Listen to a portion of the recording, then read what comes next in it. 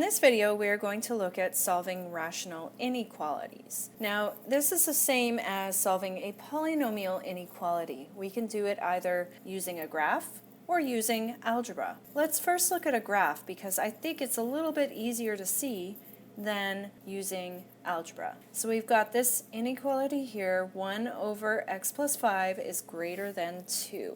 What we want to do is set up a related rational function and make it greater than 0, because then it's easy to find values greater than 0 on a graph. So we need to rearrange our equation a little bit. 1 over x plus 5 minus 2 is greater than 0. Let's get a common denominator now and simplify this expression a little bit. If we multiply the negative 2 times top and bottom times x plus 5, we would have 1 minus 2 over x plus 5 all over x plus 5 greater than 0. Expanding out, 1 minus 2x minus 10 over x plus 5 greater than 0 gives us negative 2x minus 9 over x plus 5 greater than 0. This now looks like an expression that we can graph.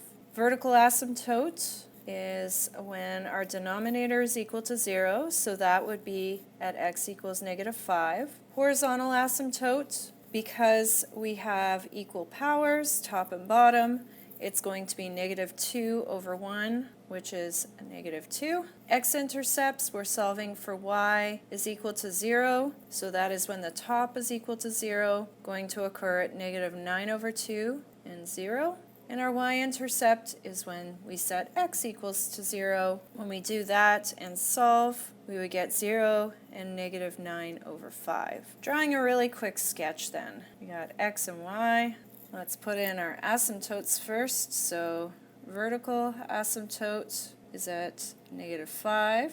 Horizontal asymptote is at negative 2. And then our x-intercept and our y-intercept. And then if we were to look at M behaviors, I'll let you try this, but our graph would look like this. Now what you're doing is you're just looking for where the graph is above 0. And in this case, it's above 0 between the vertical asymptote and our x-intercept. So that means that x is between negative 5 and our x-intercept, which is negative 9 over 2, or you could say negative 4.5. To write that then, we would say negative 5 less than x less than negative 4.5. You can leave it as a fraction as well.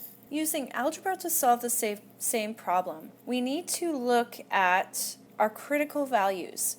And for a rational inequality, our critical values are going to happen for our vertical asymptotes as well as our roots or x-intercepts. So these are the values that you're going to want to use on your sign diagram. If we set up a sign diagram there, we would have negative 5 and we would have negative 4.5.